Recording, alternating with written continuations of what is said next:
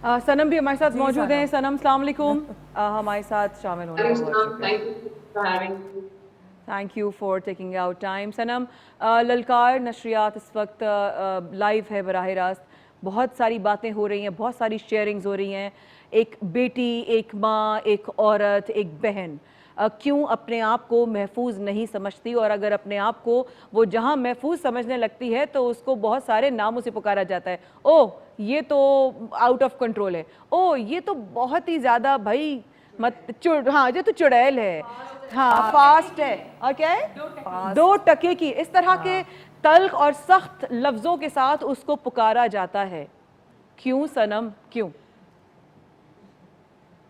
मेरे पास इसका जवाब कहाँ से, लेकिन it's not just against women. हम वेट पे कहते हैं, हम लोगों के बालों पे कमेंट करते हैं, हम लोगों के कम्प्लेक्शन पे कमेंट करते हैं, हम लोगों के स्टेटस पे। So it's not, I wouldn't think that this argument is pertinent to the topic.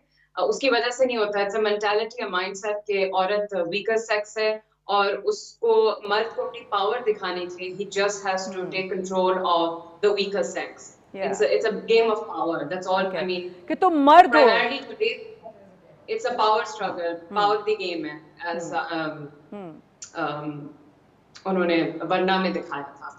ठीक है। So name calling and labeling is, I think, an intrinsic देसी बीमारी. आप बाहर जाना, आप किसी के या ऊपर उनके किसी भी चीज के ऊपर आप कमेंट करो, it's really rude. या It's very rude that we feel कि we are entitled कि हम किसी के बारे में इस तरह का कमेंट पास कर सकते हैं। लेकिन पाकिस्तान में हमने एक दूसरे को इतनी खुली छूट दी हुई है to freely comment.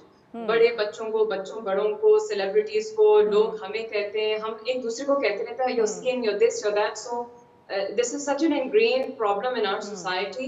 It's very deep rooted and it affects people emotionally on so many different levels.